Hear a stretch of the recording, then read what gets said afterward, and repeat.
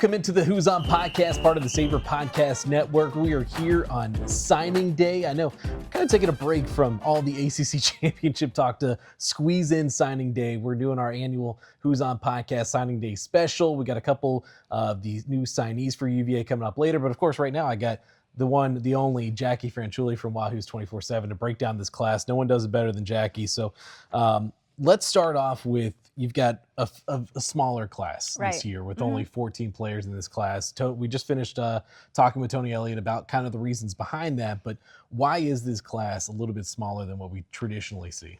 Well, this will be the first year where Virginia has to focus in on the roster being only 105 players. So right now, they're over that limit with what the current roster looks like. So obviously, some of the guys will be leaving because their eligibility is gone, but there are some that might be able to get waivers for additional years of eligibility. So some of them guys who might be deciding to stay the extra year or go to the NFL. So a lot of question marks there. So that's why this class is a lot smaller. And you don't want to go over it. So it's a balancing act right now, especially with the portal. And with Virginia having so much success in the portal this year, too, you also want to leave some room so they can play around with it in January. Yeah, I think that's the big part of this, is balancing the numbers. And, you know, there are a lot of guys on the field for senior day that are not necessarily done with their Virginia careers. We just asked Tony Elliott about one of those players in Chandler Morris, the quarterback, where he is looking into investigating another potential year, which is crazy to talk about in this day and age in college football. He said nothing's guaranteed, but you know, they're exploring that option for him. Yeah, I mean, when you look down at senior day list, I mean, Noah Josie is another one that has an extra year of eligibility, possibly. Mikhail Boley is another one. Will Betridge is another one. I mean, it can go down the list of senior day. Even Mitchell Melton, I believe, can have a medical waiver put in there. I mean, so there's a lot of different options. Now, will all of them come back? No. But that is option on the table. And when you have a new world of college football, where you have NIL involved, sometimes you got to weigh, is it better for me to go into the NFL and be undrafted, or where am I in the stock wise? So there's going to be a lot of conversations going behind the scenes. Yeah, the roster building and just kind of all that stuff has never been more complicated than it is in the year 2025 moving on. And trying to figure out what the eligibility looks like too. And as far as Elliott said, you know, he said that he's not planning on Morris currently coming back at quarterback, but they are exploring that option. Let's look a little bit more at this recruiting class. 7 early enrollees out of the 14. That's a large number, much more than they had last year. And one of the guys he picked out was Jaden Koval, the defensive back from just around the corner in Chesapeake, Oscar Smith, the powerhouse program there. Yeah, I mean, and Elliott touched on that, is just recruiting players that know how to win. And Oscar Smith is definitely a program that knows how to win. They won the state title last year, and then they're on the way. I think they're 2 wins away from possibly getting another state championship. And Jaden Koval was voted the first team in the region at DB. So, I mean, this is a guy who's a proven winner. What you've seen from him on tape, he's a ball hawk. He just had an interception this past week in their playoff game. And, I mean, if you look at his stats, he's got several of those key interceptions for his team. And he's got that skill set that they need at corner. They've had some issues recruiting high school corners over the last few years. They've relied a lot in the portal. So this is a first true corner that they're going to be having an early enrollee. I mean, they had Corey Cosner, but he's that kind of the hybrid role. He's playing that little nickel position. So they're exciting because they want to see how he does during spring. And having him come early is certainly great for them, because if you look at history of what the staff's been able to do with those early enrollees, you'll see Ethan Minter, you'll see Corey Cosner, you see guys that have been able to contribute earlier than maybe some expected. Well, and that's a position too that they've been really trying to develop over the years, and maybe not have had success. You know, they've had some injury battles. Dre Walker's a guy that's faced a lot of injuries. They've gotten a lot of guys from the portal, and they've had good success with those guys this year. But that's certainly something they want to build up in the pipeline. They got Josiah Persinger and a couple other guys at that position now at corner. Looking at quarterback position, because it always kind of comes back to quarterback. They got one guy for sure, and Ely Hamrick at quarterback. Potentially another guy with Jayon Williams, who's an athlete coming in, played quarterback in high school, also being looked at running back at UVA. But Tony Elliott said that's going to be up for him to decide with his play and how he kind of goes there. But both of those guys, we can start with Ely Hamrick, 6'5" quarterback, 220 pounds. He's got a really interesting story out of North Carolina. Yeah, for sure. I mean, people are going to look at his ranking, right? And they're going to say, why is this someone that Virginia was interested? And I feel like I need to kind of put an asterisk on his ranking because last year, unfortunately, if you remember, he is from the Asheville area in North Carolina. And last year they got hit by a very bad hurricane. So he was in the area that got hardest hit. He talked to us a little bit on a feature I did with him, how the first floor of his house was all flooded. Yeah. They had to bring horses inside of his house from the backyard. I mean, it was a lot. I mean, it was a lot of damage. The family had to move to Shelby, where they went for his year in high school last year. So he had to transfer where there was already a starting quarterback. So he didn't play almost at all last year. So then this year is when you're seeing the potential that he has on the field, and he's led his team into a very deep playoff run. I mean, they're still competing right now. And you'll see he's a dual threat quarterback. There was one game where he completed 100% of his passes. He had 7 touchdowns, I believe, in that game. So, I mean, he's been able to show his potential on the field. And I mean, he's also a guy who's a leader.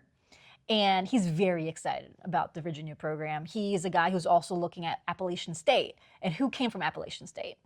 Coach Lamb. Yeah. So he had that relationship with Coach Lamb, and he knew of Coach Lamb since, being from that area. So he's been wanting to play for Virginia a while. I mean, Coach Elliott said when 1 second on the clock, his LOI was right here at Virginia. So he's someone who committed first, didn't wait, and has stayed steadfast in his commitment. Yeah, Eli's one that we'll hear from in a little bit coming up in the podcast. He was the first commit in this class. Correct, yes. He's been in this for the long run. Jayon Williams is the other one. Interesting just because Elliott says he's going to start at quarterback and then potentially, have a move to running back down the road. So they kind of used their running back scholarship in this class on Jayon Williams.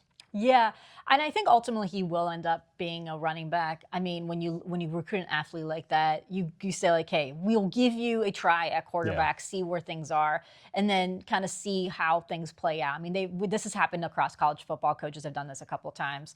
But when you look at his tape, you can see why Virginia was really fascinated with him at running back or as an athlete when you're recruiting him. I mean, he breaks tackles. Most of his productivity has been on the ground.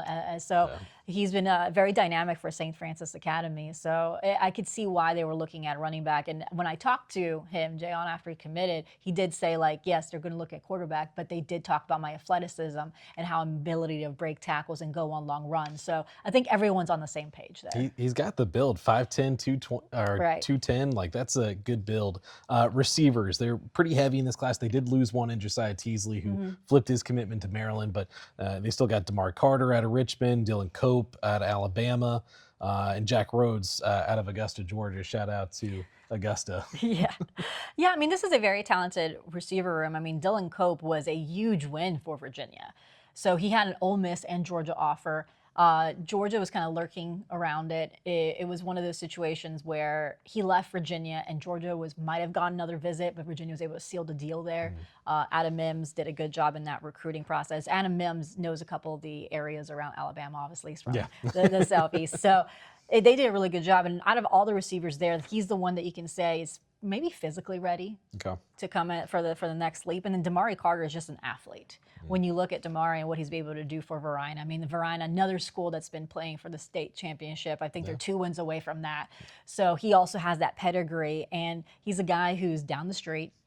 And when you talk to him, what's fascinating in that recruiting process is that he almost didn't visit Virginia. And he was on the verge of committing to Maryland. And then between his teammate, Bull Richardson, who was a Virginia fan for all his life and committed to Virginia, his head coach, Marcus Lewis, they said, why not Virginia? Kind of using the whole saying that this class is saying, why not pick Virginia? And they said, just give him a shout. And they went, and he fell in love with the school on the visit. So when you say visits are important, DaMari Carter is the poster child for that. So he's definitely one that has bought in, which is what you would need in this program. And Jack Rhodes, I mean, he's Eli Wood. Tony Elliott said that he has the potential of being the future glue of the wide receiver room. He's a player that can kind of fit in different roles. We saw what Eli Wood did this year, fit in different roles for Virginia when certain guys went out, either Trell Harris in that game, he started cramping. I think it was the North Carolina game. Is that when Eli Wood came in, served 2 different roles for them. And this is what they see Jack Rhodes can do. Eli had that Cal game, and then I didn't mention it on the podcast earlier this week, but Eli had probably one of the most underrated plays in that Tech game on the opening kickoff, coming down and making that tackle. Like, that kind of set the tone there. 7, I think I count, from the state of Virginia in this class. Obviously, that has been an area where they've been trying to make inroads for a long time. A couple guys from Richmond, and importantly, some guys from the 757 finally starting to come in. And also a guy from Roanoke. And Roanoke. Rustburg. Yeah. That is very key. Now you're heading into Southwest Virginia. Like, we obviously, when you look even in the future in 2027, they did a good job in the 757. They were able to get some more guys in the 2027 class. So you're building inroads there. We've already talked about the Richmond area several times. If you follow Wahoos 24/7 between Keith Gaither and Kevin Downing, but it's kind of spreading kind of your message around. That's really important for UVA, especially with James Franklin now your main rival. In recruiting. So making those inroads now is going to play dividends, especially building off of the success that you have. And I think what stands out, like we talked about some of these guys already, but Alex Dunn's recruitment is where I think those relationships are starting to come to fruition, is because Virginia was one of the first schools on Alex Dunn. They saw him, offered him, came on an official visit, and he committed. No other school was on him. He was kind of like a guy who was underrated. He's my sleeper of the class. And then all of a sudden, after he committed to Virginia, other schools took notice. He's not a type of guy who publicizes what's going on in his recruiting process, but other schools were offering. And Virginia kept him on because he's like, they believed in me first. And that's what's going to change for them. When you find those guys who are under the radar in your backyard in a school called Rustburg that not many people might stop in. Yeah. And that's where you can win. And that's why that was a key recruitment when you look at the big picture of in-state recruiting. Yeah, and he's going to play kind of a little bit of the hybrid. Maybe he fits into that spur role, but he said he's going to be at safety when he comes to Virginia. A lot of other guys in this. They did have two guys commit just this week. Isaiah Harris, who technically from Charlottesville, but he'll play corner, and then Luke Hatfield, who was a flip from UConn, kind of rounding out the class to get to that 14 number. Yeah, so I know negatively, you're thinking, well, Josiah Teasley flipped to Maryland, but then Virginia won 2 flips, right? Because Isaiah Harris was committed to ODU, opened up his recruitment, and then unofficially visited Virginia for the Wake Forest game, then officially visited JMU, and then came back for his official visit. And as soon as Tony Elliott said the words, "You have an offer," he committed. So this is the guy that wanted to play for Virginia. He even unofficially visited. He went to Almar High School. He unofficially visited during the spring game. And he's been wanting this offer since then. And he's a very underrated kid. He was a wide receiver at first, as far as when you look at recruiting. He was being recruited at wide receiver, and then Virginia saw him when he went to Thomas Jefferson. He started playing more at DB, getting more film out there. And Virginia noticed that they can recruit him at corner, which is Coach Kiram Cox kind of took over that recruiting process, and then they went that way. Luke Hatfield comes from a very good program out of Haymark, Virginia, in Battlefield. He was committed to UConn, and a lot of things happened really quickly for Luke Hatfield because Virginia had just offered him during the bye week. Tony Elliott went to his school, offered him. He was still playing postseason ball, so he didn't even think about the offer. Then Jim Mora accepted a job to leave UConn and go to Colorado State, so he was kind of in flux. Took a visit to Virginia against Virginia Tech, saw the environment and everything that went on in that in-state rivalry game, and then decided to commit to Virginia. And that's, I know, if you ever get an O-lineman like that, I mean, that's what you want, right? So you were able to get more depth in that O-line for one of your last guys in the class. It's a small class. I think we hit on most guys. Is there anyone else that you wanted to kind of point to that we haven't talked about yet? Yeah, I mean, Derek Uran is the most. He's the highest. He's the highest. We should talk about him. Yes, he's the highest ranked guy in the class, and he was actually awarded an additional star from 24/7 when we updated the rankings 2 weeks ago. So he's now officially a 4-star, which means Virginia has had a 4-star the last 3 classes between Cam Robinson, Josiah Persinger, and Derek Uran now. So this is another 4-star for the staff, and he's the Defensive Player of the Year in the area for Cincinnati, Ohio. He's very athletic. He's also a guy who's been very prolific in his track and field career. And usually that's where staffs are saying, like, okay, he's fast, he's athletic, he's, I think, set school records for 100-meter hurdles. Wow. So so that's the type of athlete you're getting. And he could be kind of the hybrid role. He just plays true linebacker. So Virginia is really excited about him, and he's definitely improved also this offseason. Yeah, he'll definitely be one to watch out for. 6'2", 205 right now, but a lot of room in that frame once you get into that college weight program and everything. Last thing is looking ahead. We've seen this 2027 class get a couple commits already. It seems like they're really hitting the ground. I think that's kind of where you're going to see the dividends of this Right. season pay off more so than this recruiting class. Yeah, so it's going to be hard for anyone to have a bump in 2026 from a successful season that you're currently playing, because everything is so settled by the time this season is playing, because most of these guys were committed to Virginia for months. I mean, the only two that came on board were Isaiah Harris and Luke Hatfield, and that was the last 2 weeks. Everyone else was committed beforehand. Most of these guys were committed before the summer. Yeah. So it's hard for you to get any stock rising among those guys. I mean, Virginia did go and fight for a couple of guys that were committed elsewhere, and they were in the conversation because of what they did this year. But again, you're kind of competing from behind at that point. But this, you're seeing more dividends in 2027. I mean, in the game against Virginia Tech, the visitor list had a lot of 4-stars, and they even have a composite 5-star from the 2028 class. So that's where you're seeing them make some moves already. Yeah, it's really starting to build ground, and that's kind of what a successful season does. It kind of helps you out in the future. Jacquie, go get a few minutes of sleep and rest, because we're doing all this in the middle of an ACC Championship week, which, Tony Elliott said he'd love to have that problem every year, but I don't know. It's a lot right now just doing all this, but it's a 3-podcast week here on the Who's On podcast. So thank you again, Jacquie. We got our interview with quarterback signee Ely Hamrick coming up after the break.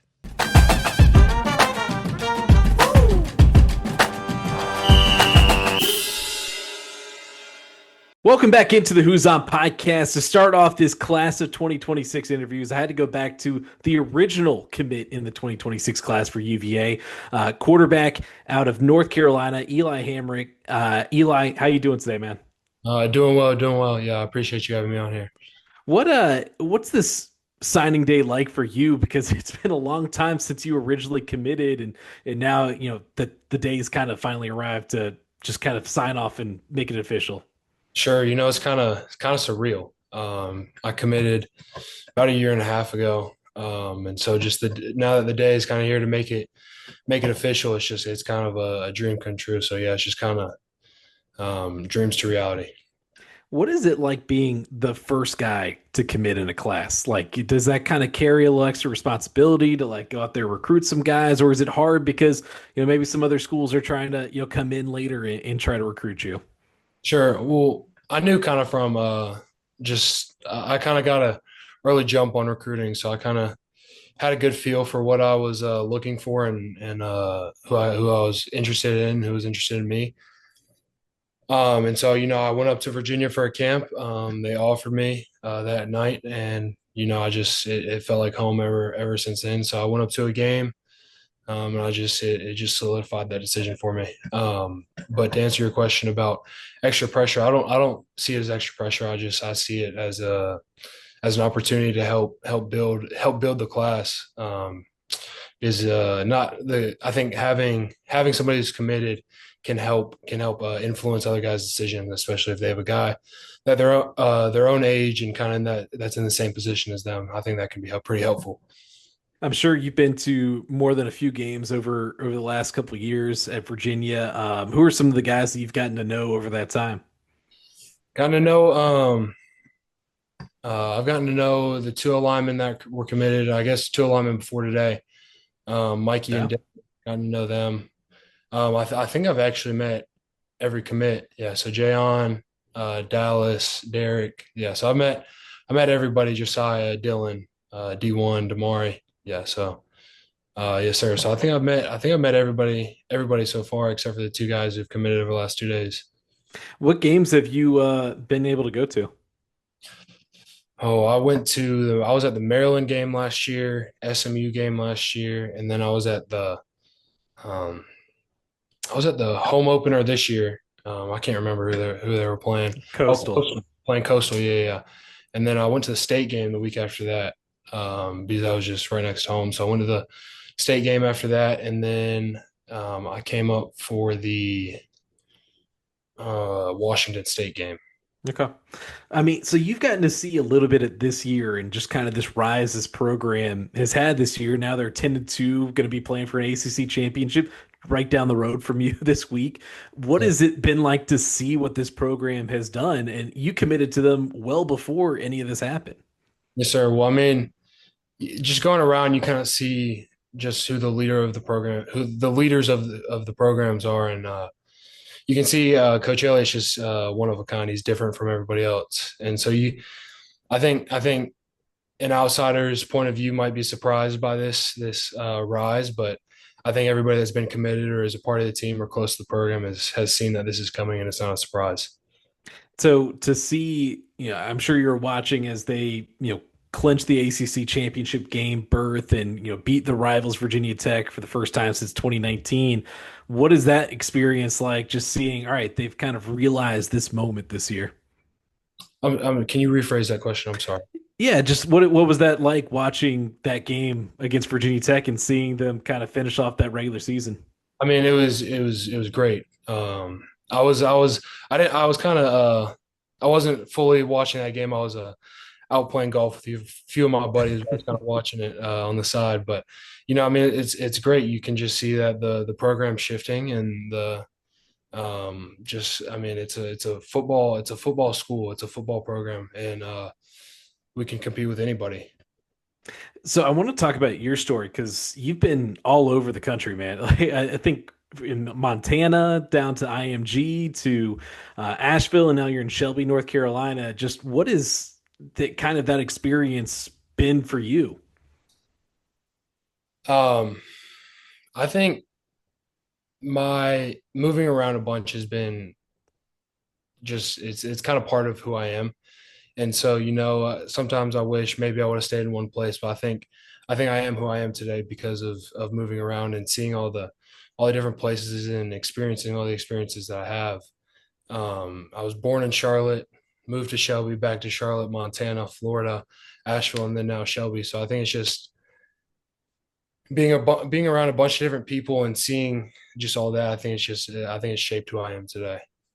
Last fall, obviously, y'all had the terrible tropical storm Helene come through Asheville, and that obviously had a huge impact on you. What was that experience like? And then having to transfer just to keep playing football. I mean, yeah, it was definitely less than ideal. I think it was a shock to everybody. Nobody expected it to be as bad as it was. I remember waking up that morning of the storm, and floods were like up. They'd already picked up a few of our cars. Like I think it picked up my mom and my dad's car at that point. And I just remember calling my coach and just telling him, "Hey, I don't think I'm gonna be able to make it to the game today." Because at that point it still wasn't canceled yet. But kind of seeing the aftermath of it and just how many people it's affected, I'm really grateful. Just that because all the material things are replaceable, but my family and all of our lives are not. And so I think coming down to Shelby is a great opportunity. My dad played here. So it was a blessing in disguise. I think it's a good fit here, and I'm definitely happy to be at Crest now. Speaking of your dad, he played at NC State, right? Correct. Yes, sir. So obviously, y'all had the game earlier this year. I don't know if you took a lot more enjoyment in that game than you did, but next year, Virginia and NC State now officially are playing in Rio de Janeiro, Brazil. What do you make of that news? I mean, I think it's the first college Yeah, football game in Brazil, correct? yeah. So I mean, that's crazy. I mean, making history. So yeah, I'm definitely looking forward to that game and that experience, and hopefully, getting some bragging rights back. There you go. Has he brought that up a couple times this year? He has, I'll sometimes get excited about the season that we've had, and he'll try and bring me back down to earth by just reminding me of that loss. Last thing here, looking at just the quarterback position at UVA, what kind of excited you about this offense and then this year getting to see, Chandler Morris and some of the other quarterbacks in this offense? Sure. I mean, Coach Kitchings is a great coordinator, great guy, great coach. And so he was just a guy that I wanted to play for. I think I fit the scheme well. I think my playing style is different than Chandler Morris's, but I think it still fits the scheme. And I think Coach Kitchings does a good job of adapting to that, adapting to the quarterback and his personnel that he has. But I mean, it's an explosive offense and just I mean, making big plays, good catches, good throws, just all that. So You said your playing style might differ. How would you describe yourself as a quarterback? Um, I'm a pass first, run second, but I think I can definitely run. I think I have about 700 rushing yards this year, so I think just and which is a change actually. I was not able to move at all my freshman or sophomore year, so I think I've worked on my mobility and agility over the last couple of years, so I think I've my game has evolved in that aspect. But yeah, I'm definitely a pro style kind of guy. Last thing we'll wrap up here, Eli. They're 10-2 this year, looking for an ACC championship. But what is kind of the future going forward? The next couple years for you here. I mean, hopefully go in and earn some playing time. I'm going up there just it's just the start of this, and signing day is exciting, but it really is just the beginning of the work. So I got to go up there and earn my role, earn the job, which is not an easy task at all. And there'll be tough competition, but I think as long as they're going to play the best guy, and that's kind of what they've told me since day one. Is just they're going to put the best guy on the field. All right, man. I appreciate you joining me here on the Who's On podcast. That is Ely Hamrick, quarterback in the class of 2026.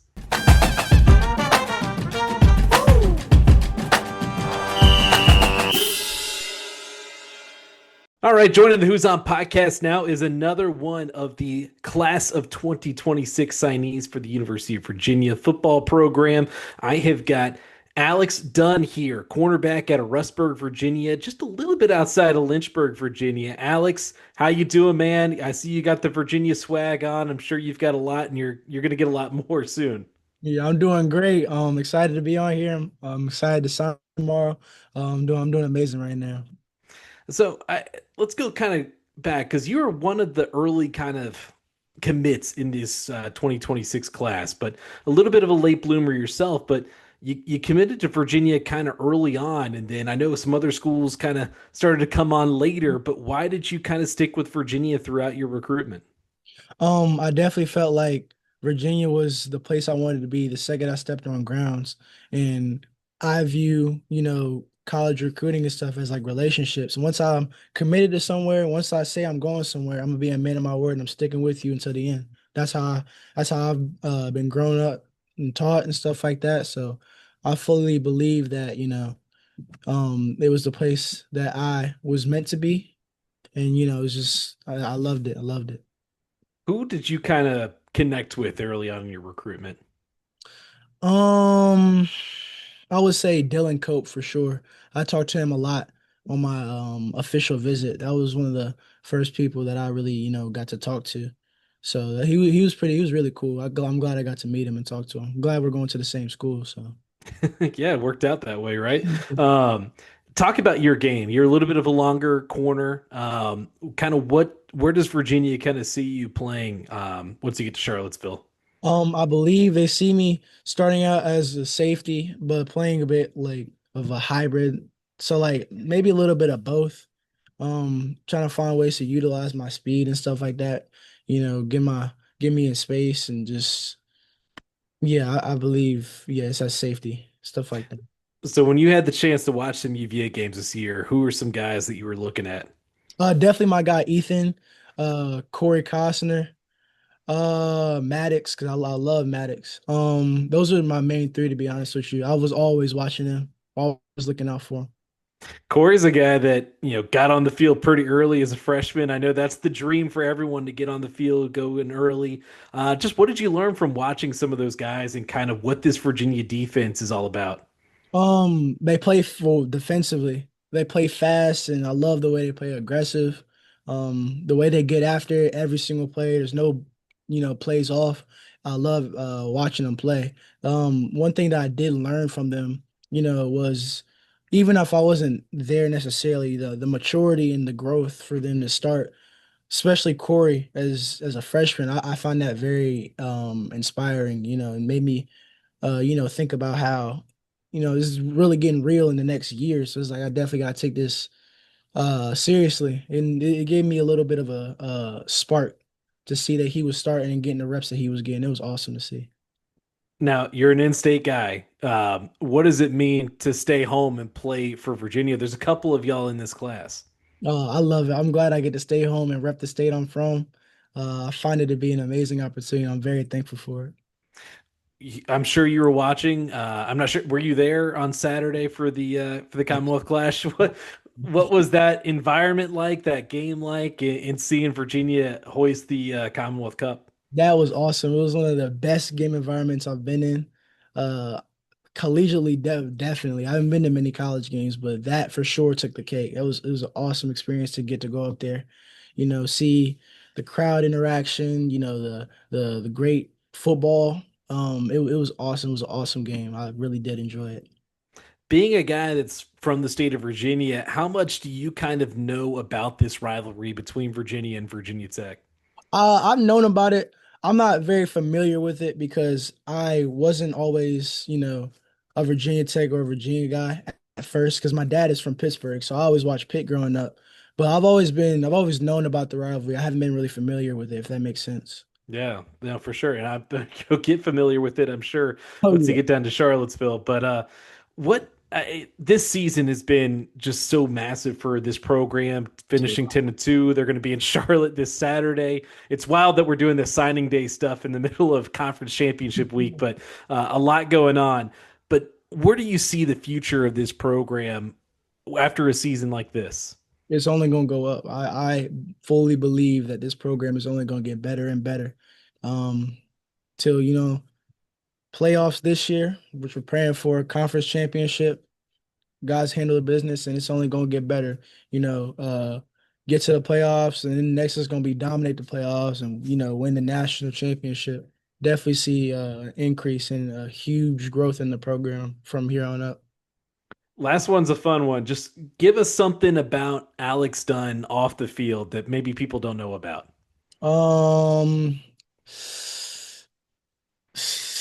I like to make songs with my little brother. It's something that really Okay. gives me a little bit of, an escape from, when I'm not doing football or not doing school. Gives me a chance to just, express how I feel. That's definitely something that I love to do with my younger brother. Are you on vocals? Are you writing? Like, how does that come together? Do a little bit of both. I'm not a great singer, but What's uh, the style? What's the genre? it's like a R&B hip hop type thing. Okay. All right. I like it. Well, maybe we'll get some samples down the road once you get to Charlottesville, man. Hey, maybe. All right. That is Alex Dunn, one of the members of the 2026 class for UVA football. Appreciate you coming on, man. Of course. Thank you for having me.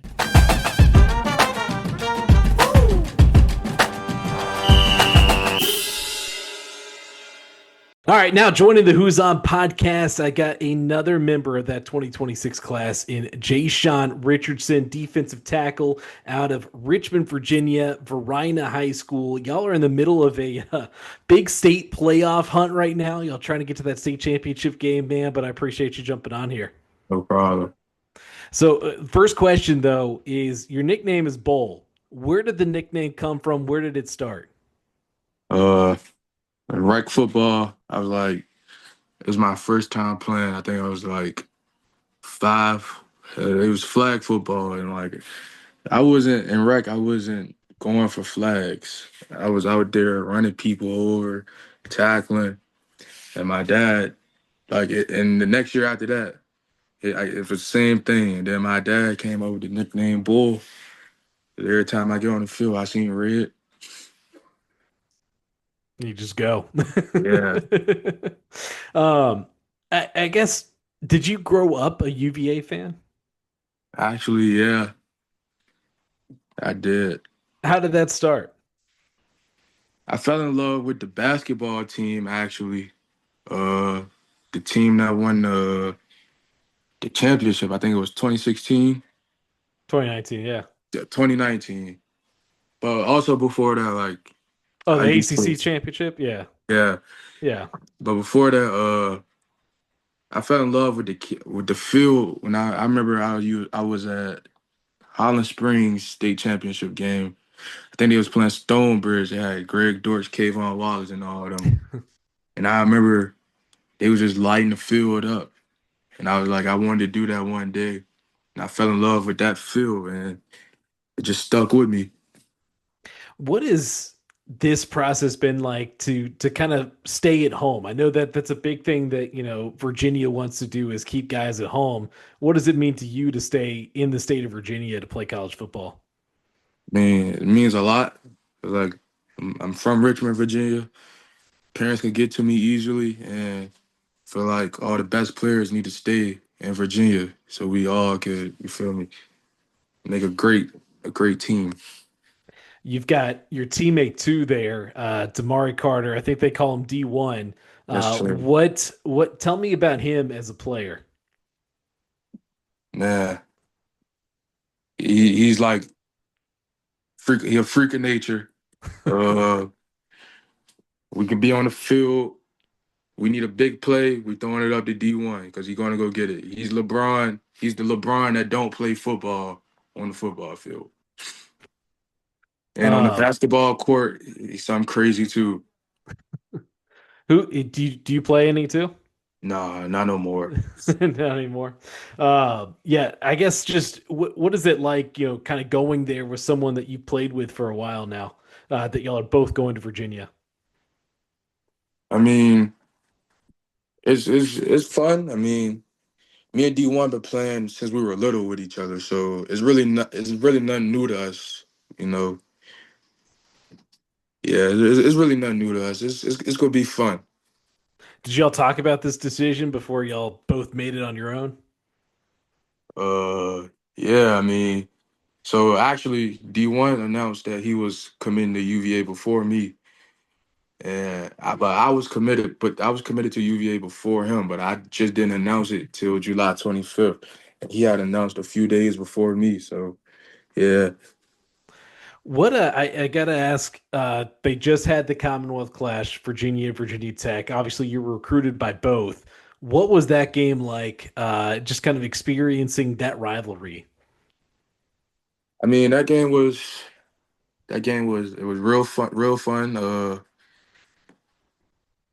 real fun. I mean, I seen two good teams going back and forth, but the good guys just had pulled away.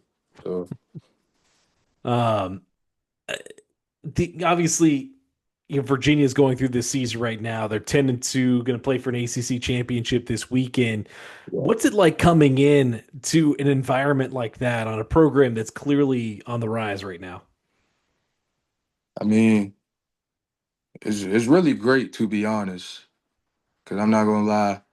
Uh, I come from Verona High School, and my 4 years of being here, we've been used to being in the playoffs and all that. So it's really great, and it's also like a lot of people sleep on UVA and what they do. So the fact that we're playing in the ACC Championship on Saturday, I mean, that just shows a lot about Coach Elliott and the program that he's building.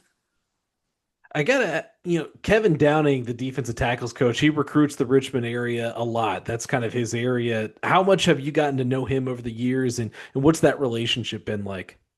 I mean, that's my dog, man. I'm not gonna lie.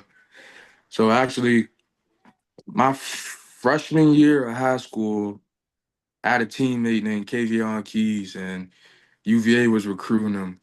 And I remember I went up on a visit with him, and they told me that they was gonna be recruiting me as well. So it just stuck with me because then I told him like it was my favorite team, my favorite school and stuff like that. So I mean, yeah. I guess, how would you describe your game? You got the nickname Bull. Obviously, I'm sure that factors into it. How do you describe your game, and how do you fit into this Virginia defense going forward, do you think?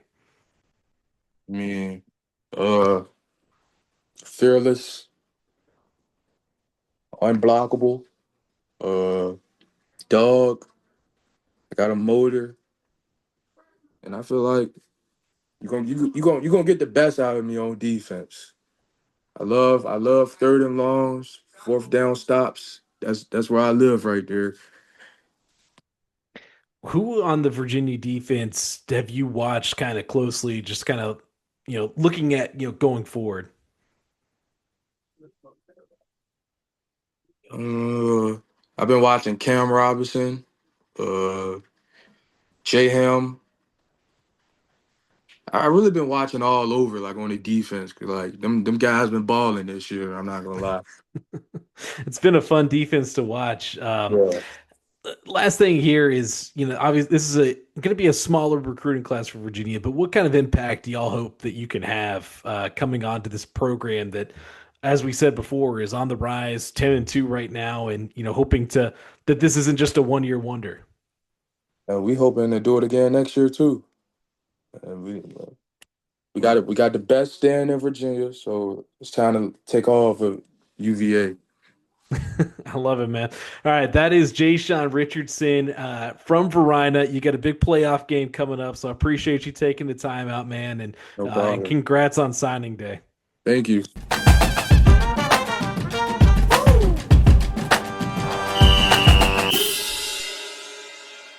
Welcome back into the Who's On podcast. Now I got the second act of that Verina duo signing with the Virginia Cavaliers. DaMari D1 Carter joining the podcast now, a wide receiver in that 2026 class. DaMari, how you doing, man?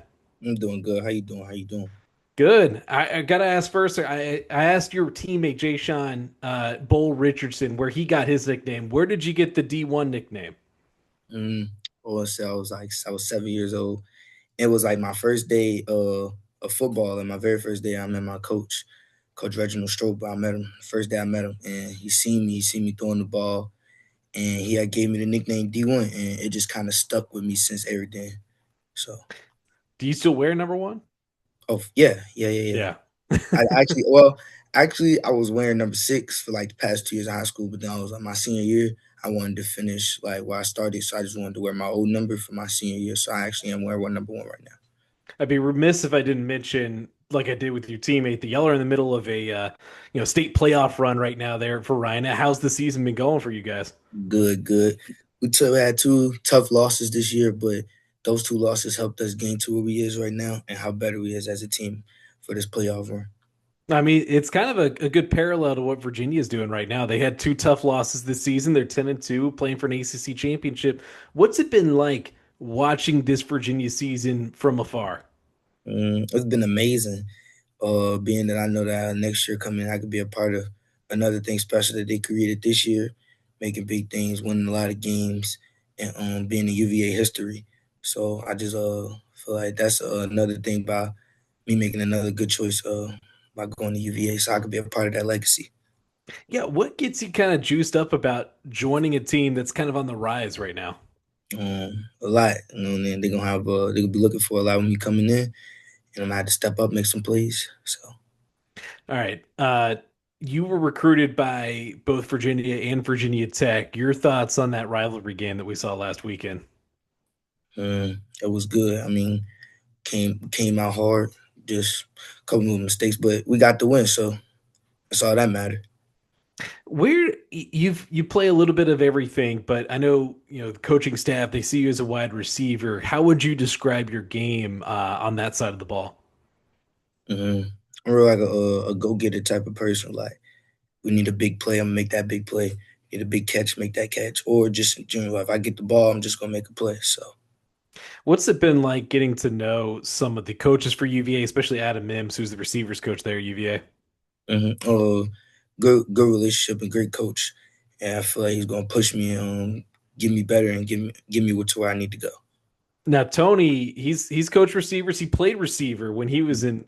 So, has he talked to you a little bit about that? And what has he been like as a head coach in this process? Amazing.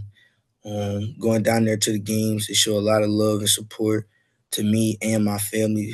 So that is good, which is that I like also. They it's really a big family down there, and it's like when I'm there, I'm at home. Like, it feels like home when I'm there. So. For this obviously has been a huge emphasis for Virginia, is getting guys to stay in state. What does it mean to you to stay home, play at Virginia, just up the road from you there in Verina? It means a lot. Hometown kid to go to college in his hometown to put on for the 804. Going to Charlottesville. You know what I'm saying? I can't wait. I just can't wait. Yeah, I asked your teammate Bull what how he would describe you. How would you describe him, both as a player and then off the field too? Um, on the field is dominant, like in the leadership, like his leadership is outstanding, and he's just dominant all around the board. And outside of football, he's a funny person. Like he's a funny person and a great guy. So that's my dog. That's my He dog. said he said y'all been playing together since y'all were like what 6, 7 years old.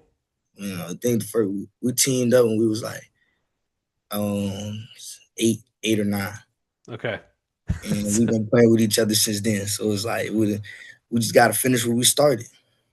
Now I heard that originally you were on the fence about if you're going to take that visit to Virginia. What kind of put you over the edge? How did you end up committing to Virginia?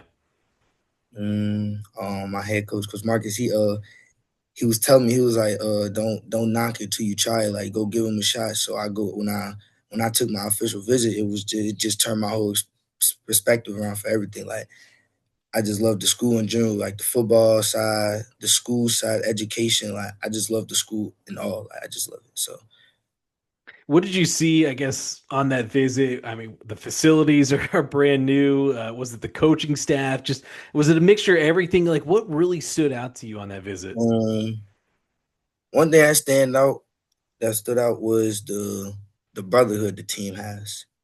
They all care for each other, love for each other, and push each other every day in the weight room, off the field, on the field. And I was glad I was able to witness that, and that's something I want to be a part of. All right. It's obviously it's the end of the season's coming up for you guys. Virginia is coming up on the end of their season. What does it feel like? I mean, what do you want to accomplish, I guess, in your career at Virginia when you finally arrive on grounds in Charlottesville? Mm. It won the ACC Championship, but that's also that like winning the ACC Championship is good, but I want to win a Natty. Yeah. So I feel when we get there, we're gonna win a national championship. Just take it to the next level. You get to the ACC championship this year, next level, the next 4 years, right? Yep. There it is. All right, that is DaMari D1 Carter joining me here on the Who's On podcast. That's going to do it for our UVA signing day special. I want to thank all the recruits for coming on. Jacquie Franciulli from Wahoos 24/7 from coming on as well. You can check out the Who's On podcast on YouTube, Apple, Spotify as we get ready for the ACC championship coming up this week. But thanks again, and thanks for tuning in.